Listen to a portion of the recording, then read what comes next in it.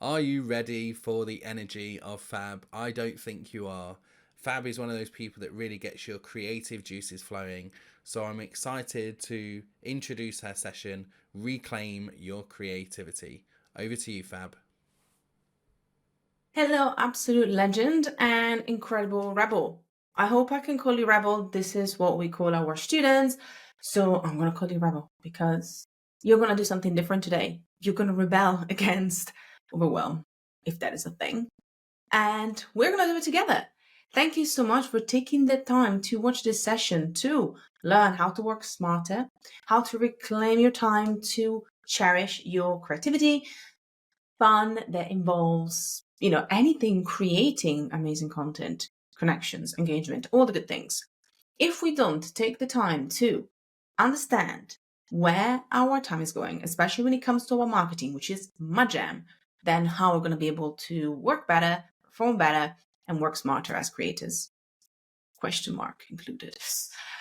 My name is Fab, and before I tell you more about myself, I have a question. Creators have one big struggle when it comes to organizing their workload. I do not know how to communicate with my team. I struggle to keep focused. I don't know where my time goes. There are lots of struggles. I want you to think about which one do you think most creators do have. And if you are looking at this and you're like, Fab, all of these actually are very relevant to me, it's totally fine. But it might be that one that jumps out that you think most creators will actually experience. And drum roll, please. The real one, the correct one, is I don't know where my time goes. If you are among those people, then you're in luck because this is exactly what we're going to talk about in the session together. So hello and welcome to the party. My name is Fab. I'm the founder of something called Alt Marketing School. I'll tell you a bit more about us in a second. I'm also an award-winning author of a book called Reclaim Your Time Off, among other things, and also a marketing consultant of 15 years now. But most importantly, I am your straight-talking, Sims-loving, band t-shirt addict, marketing BFF. Yes, I'm this and much more. And as I mentioned, I run a school. I run a school that is all about making marketing fun, that is all about making marketing more efficient and effective for everyone, that is all about marketing to hearts. It's about understanding the psychology of marketing, but also fundamental foundations, I should say, that can build better relationships no matter who you are, whether you are a creator, whether you are an entrepreneur, whether you're a marketer with different strings to your bow, it doesn't matter. Our students, we want to bring them through an amazing experience that helps them and equips them with the right tools to make marketing better. And just like you're a rebel today, you also are a student. I know I'm asking you to sit back again in those good old weird desks. I'm a millennial, so we used to have little tiny desks with under desk compartments, if you know what I mean. So if you're getting ready to sit back into those weird desks with me and experience amazing results, just like our other students, I want to give you this in about 30 minutes or less. So if you're ready to experience any of this excitement, any of this clarity, and also confidence, then I have another question for you. I know, right? The question that I have for you is, did you know? Did you know that on average we receive 130 emails each day? Did you know that every single day we are bombarded with information, communications, things to do? And let's take emails out of one side. We even have ideas. And these ideas need to be cherished, need to be actioned, need to be reviewed. And on top of that, we also have to talk to people. We have to comment, we have to engage. Potentially, we have to deal with customers, some of us. So, some days feel like this. No matter whether you work in marketing like myself, or whether you just have to deal with the online world in a variety of different ways, some days can feel stressful. And I found out that the only way for me and our students to get the clarity that we needed in order to feel more in control was to take some clear steps. And these are the steps that I'm going to teach us today. Today, we're going to look at how to prioritize by impact. And I think this is so important when it comes to doing something tangible that can help us get more clarity, but also not trying to run before we can walk. That's a big thing for me. I talk about messy first drafts all the time. And that's also, I'd rather take messy action and then perfect it later than not take action at all. So what we're going to do today, we're going to do 3 things: understanding the big picture, then translating it into marketing, and then finally learning how to organize our workload when it comes to the marketing side of things.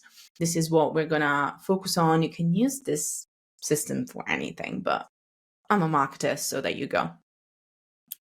Before that, I am indeed a writer, I'm indeed a storyteller. So story time. In the 1980s, Microsoft founder Bill Gates began an annual tradition called the Think Week. And Gates would seclude himself, literally, in a remote location, shut all of communications, and spend the entire week dedicated to reading, learning, and thinking. And this radical approach became an essential part of his process. And if you are thinking, Fab, I ain't got a full week to do this, even if this does sound dreaming, then listen up.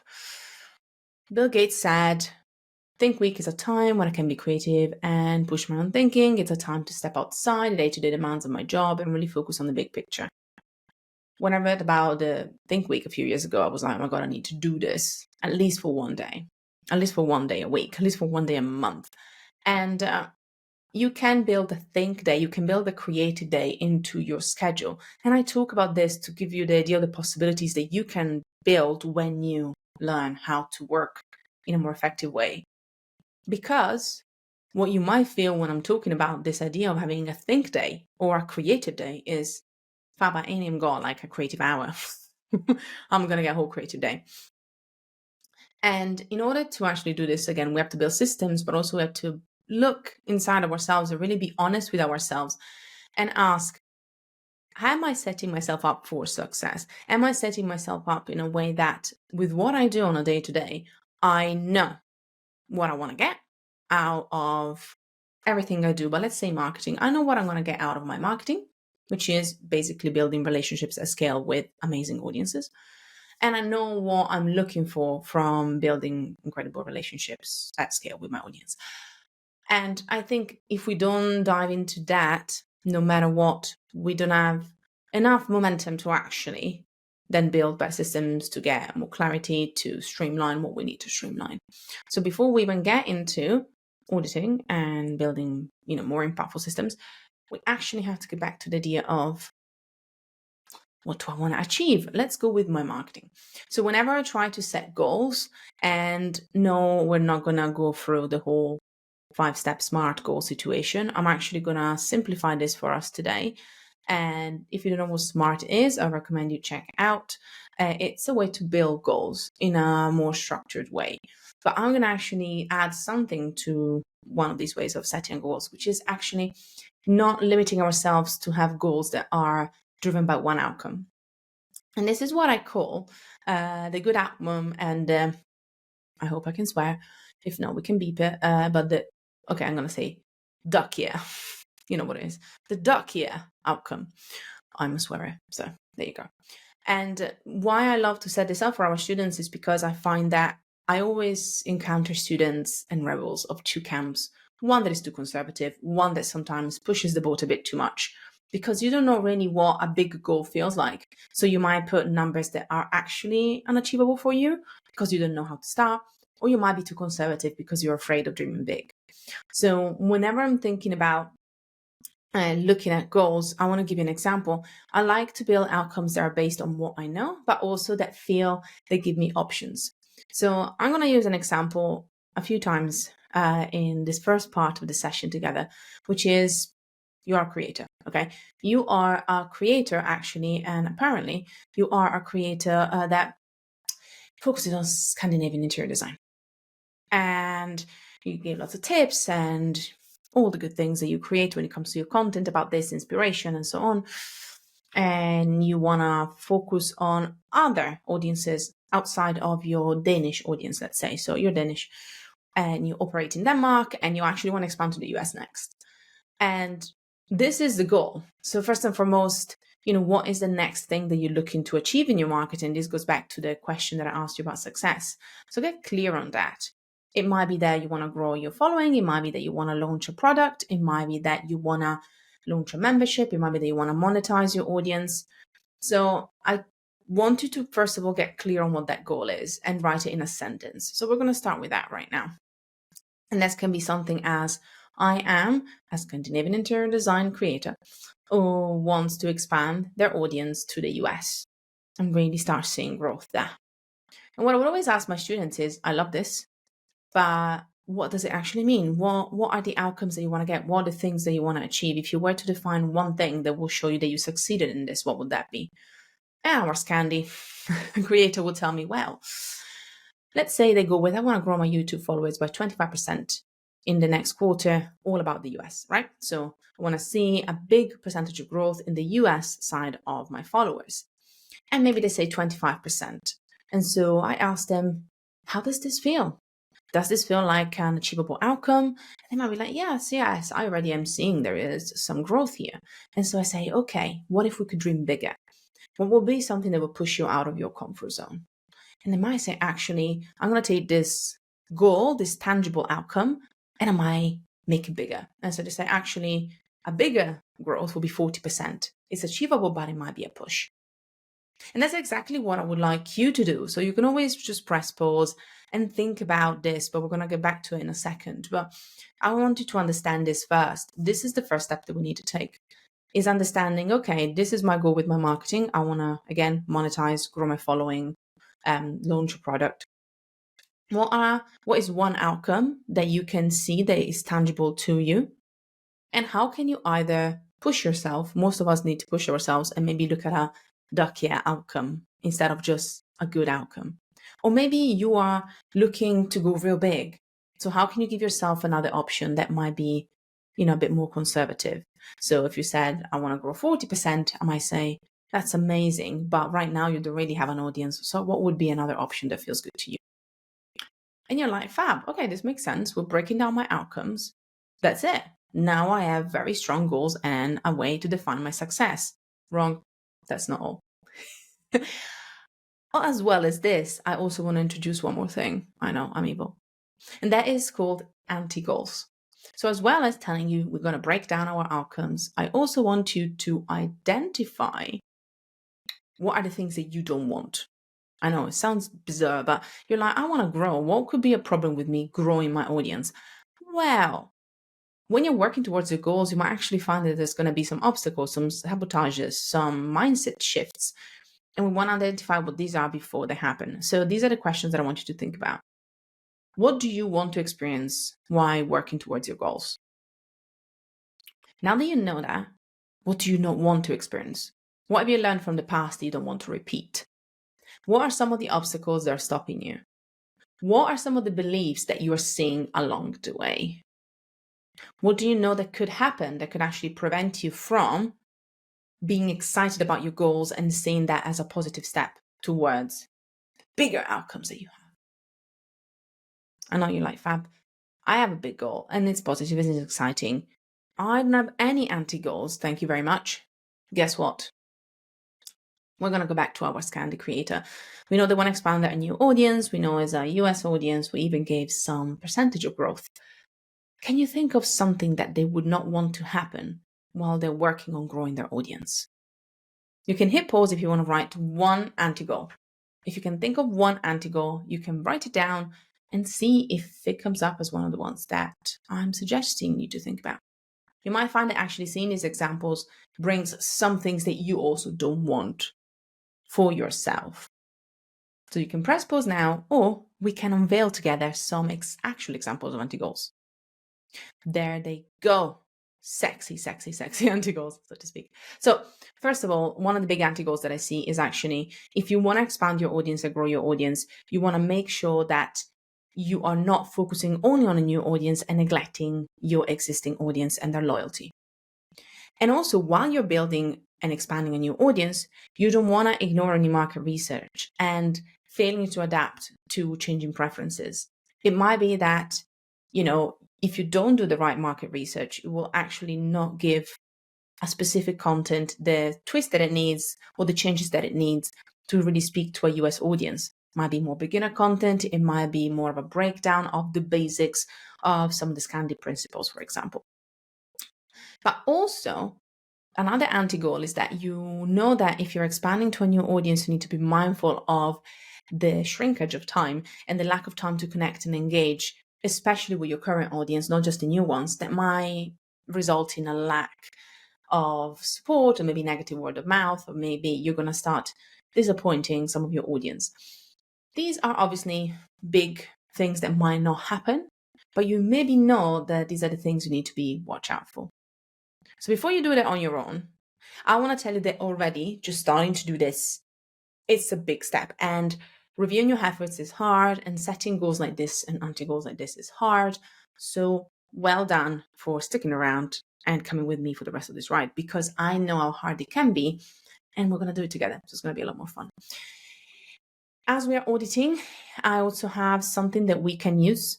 So you can just scan this QR code and actually access the audit itself. Yippee! Because I love to be able to give you something you can do. Plus, I am terrible at maths. No wonder I studied languages and linguistics, and I'm in marketing because I love data, but I hate maths. So this actual worksheet that you can get in Notion, this is a Notion worksheet, has some hidden formulas that can help you calculate some of the things we're going to look at together. So let's get back to doing this together, which means we're going to start auditing, and it's all about you now. So make sure that you got the QR code. I'm going to scan it one more time. Just see if you didn't have the time to scan it. And you're like, oh yeah, Fab told me to get the sheet. Now you have it. So first of all, we're going to go back to what I talked to you about. I wanted to really explain to you what these meant. So we're going to get back to your goals, your outcome, and the anti-goals. I'm going to read this for you. I'm going to also give us an example very briefly after that. But you can press pause at any time to take the time to do this yourself. So first of all, decide on what you want to focus on. Ideally, we're looking at the impact in your marketing. So maybe as a specific area of your marketing, maybe you say, I want to see how social media fits. Maybe it's the whole marketing. Like I showed you, we're going to go with something broad, like growing a YouTube channel as an example here. It can be anything. So first of all, I want you to write down the goal, what that looks like. Don't worry about it being too complex, too simple. It doesn't matter. Just write it down. And then what I want you to do, and press pause for this, is write down one good outcome and one duckier outcome. Now we know what they are. And at least identify one anti-goal. What is something that you don't want to happen as a result of focusing on your goal? Example for this as well. Welcome back. What does this look like? So if we are doing this, and as I said, it can be a very short and simple goal. We just grow your YouTube channel. That's it. That's the focus. Excellent. Now, what we're going to do next is thinking about what are some of the things that we know. So what are the outcomes that I'm looking for? Outcome A, the good outcome, is just to grow to 500 subscribers. And the duckier outcome is to reach 1,000 subscribers. That will be the ultimate dream. And the main anti-goal that we have here is the thing that we don't want to happen is, to focus too much on the quantity, too much content, because we need to create more content, and the quality starts to go down. As our YouTube channel, we really pride ourselves in having amazing content. So we don't want it just because we need to grow. And so we want to create more content and repurpose everything, that actually the quality of the content itself starts to linger as well. So this is the first thing we are going to do. And then the second thing, which is almost as important, if not more important, is now we are going to understand what we're working towards. So now that we know that our goal is to grow our YouTube channel, we're going to think about what are we doing on a day-to-day in our marketing to help us doing that. All right. So first of all, write at least 5 tasks. Again, you can press pause in a minute. I'm going to remind you to press pause after each of these slides, just so that you can do that. So write 5 tasks that you need to complete in your marketing. And for each task, write down something called an impact score from a scale of 1 to 10. So think about the impact that each task has on your goal of whatever that might be. In our case, it's growing a YouTube channel. Write down at least 5 tasks that you need to complete in your marketing, and then write down the impact score from 1 to 10 for each. If you have a worksheet, you can literally do with the worksheet. You can write down the numbers. You can just go through the worksheet step by step, which is always delightful, as soon as you're ready to analyze your efforts. The next step is to analyze your efforts, as I mentioned, and welcome back. And after this, I'm going to show you what this looks like, but I just want to go to this second step before we break it down. So we looked at the tasks, we got 5 tasks, we gave them a number for the impact. Now we're going to look at how much time typically we spend on each of our tasks per week. Okay. And what I like you to do is look at it as hours. So ideally, most likely you spend at least 1 hour. If you haven't timed yourself ever, I do that. I ask my students to do that. But for the sake of this training, I didn't want you to have to worry too much about that. Average it. Hopefully you find enough interesting things today that you will actually want to time some of the most important tasks you take. How much time does it take you to write a newsletter, etc., etc. For now, average. Usually most tasks, we don't realize that they take us an hour a week. Even if you engage 10 to 15 minutes a day, 5 days a week, that's kind of an hour. But if it's less than an hour, then do 0.5 for half an hour. Okay? So that's what we're going to do. We're going to quantify that. And then the final step is actually create a ratio, which is why I don't do maths. And the math is done for me because this is really hard for me to do. So we're going to divide the impact score by the time spent on the task in hours. You can do this right now. You can press pause, or you can also look at the example in a second, and then you can press pause after that if it helps too. Make sure that you divide the impact score by the time spent on the task too. And we might be asking, what does that look like, Fab? Ta-da! Here's the example. So if your goal is to grow the YouTube channel, then let's say we're going to use social post impact, and that's 6 out of 10. Then we know the time spent of social media posts is 3 hours. And social media is one of the big tasks for us, and writing social media is one of the big ones. And we know that the time to impact ratio is 2 because it's 6 divided by 3. So actually, this is how much impact it has when it comes to directing people to our YouTube channel and bringing new subscribers in. We also do a newsletter, and the impact is 8 out of 10 because the time spent writing a newsletter and creating is about 2 hours a week. But the impact that it has, direct impact on our growth, is 4, which is 8 divided by 2. So we really know that this is a big impact and it has a huge difference. It makes a huge difference into our growth. So it allows us to see where our efforts are spent, but also what is bringing the most bang for our buck. And you'll think, Fab, this is it. Yay, I got knowledge and I got awareness. If you learn one thing from me, hopefully you'll learn more than one today, is that action is essential in order for us to see results. So knowledge is great, but without action, we're not going to be able to progress. So I do have one more step. We're not going to change everything, but I want you to look at your tasks, especially if you use the worksheet, and I want you to look at the one from the highest to the lowest value. You will find that the ones that have a really low score, for example, in this case, it was social media, is the one that we want to focus on, but the top tasks can stay as they are. Right now, for the sake of this exercise, just choose one task that wasn't too high on the impact and that you want to improve it. And you're going to have a few options here. You can either refresh it, automate it, streamline, and eliminate. I'll get to the exercise in 1 second, so you can always press pause there to identify which one is the lowest ranking task. But just to explain it to us, refresh literally means taking what you're doing and thinking about a different way of doing it. So this can be more like an experiment or, flipping something on its head. Automating is actually finding for a way to not having to do that anymore. Streamline is simplifying. And eliminating is just taking this task off the table. If you want to guess, try and think which one out of these is the one that most students struggle to do. Have a think. Refresh, automate, streamline, or eliminate. I will tell you in a second. Most of our students struggle to eliminate. I know, I understand, if we're doing something we think is really important, it's really hard for us to let go of it, but sometimes it's needed. Most times we find that we can work with one of the other options. So what I would like you to do, and you can press pause right after I explain this, is think about that task. Identify your lowest task. And after that, what I want to do is define 1 or 2 implementations based on the 4 options below and write down what that looks like. So are you going to refresh, automate, streamline, or eliminate? Press pause now. And after that, I'm going to show you the exact example on how this can be an area that we used. Hey, have you remembered to like the video and leave a comment? The speakers definitely enjoy that. And don't forget to subscribe to the channel. We know that our goal was to grow our YouTube channel. Welcome back. We know the social post was a 6 out of 10. We spent a lot of time writing it, and it didn't have a lot of impact compared to other activities we were doing, other things we were doing. So what we want to do is kind of refresh / automate by saving time.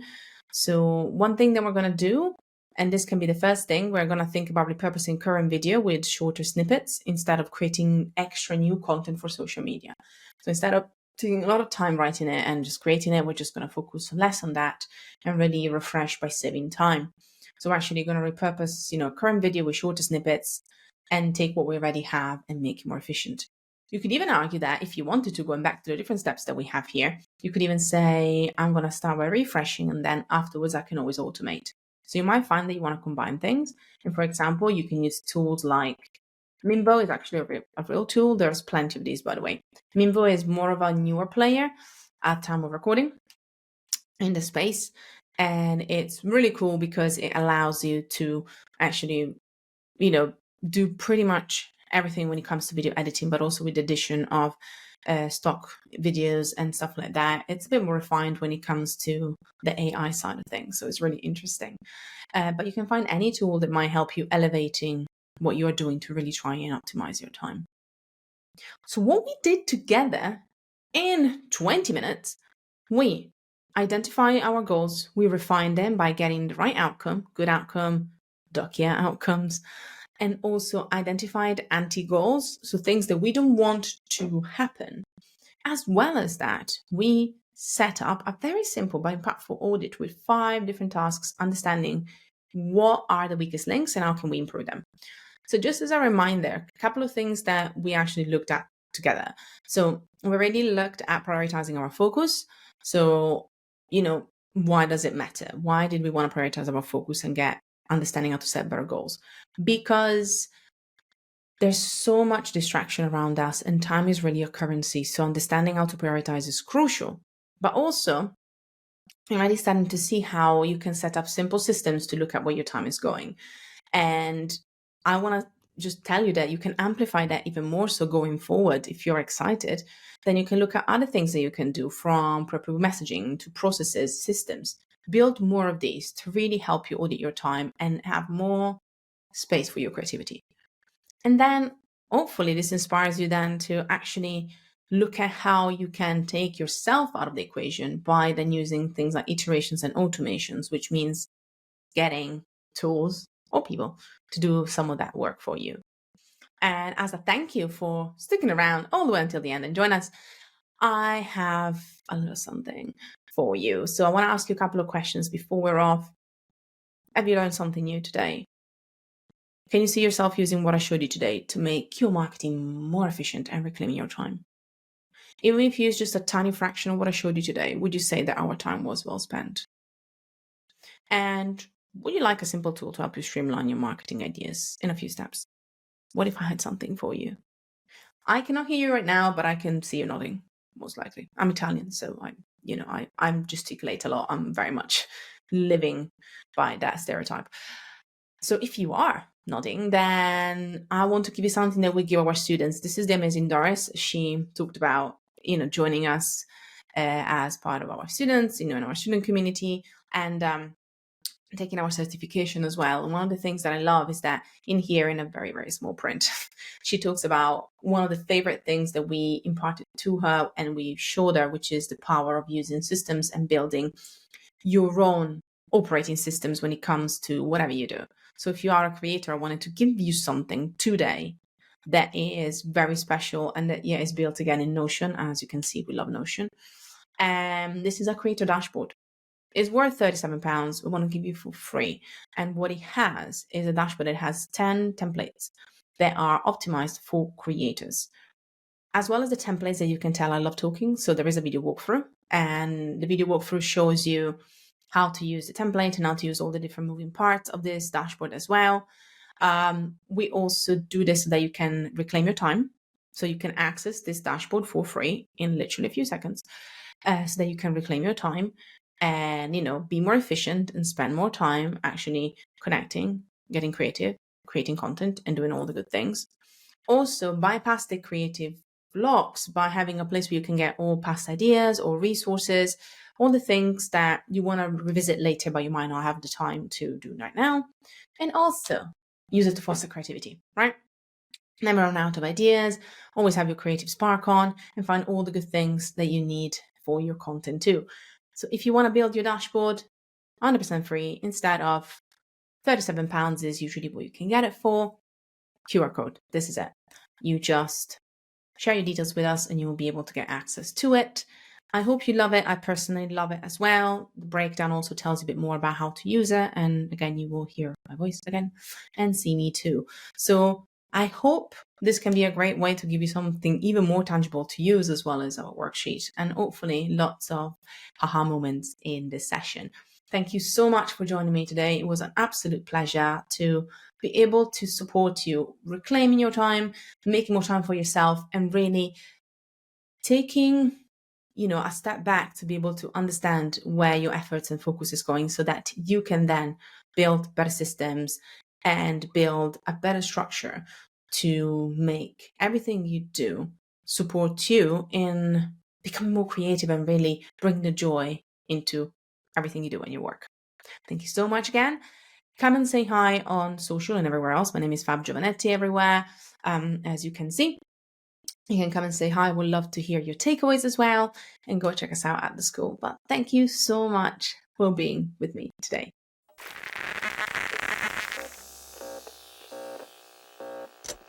And that's it. The session is done. Don't forget to like, subscribe, and of course comment on the video. It really is appreciated to see all the engagement that we get alongside these videos.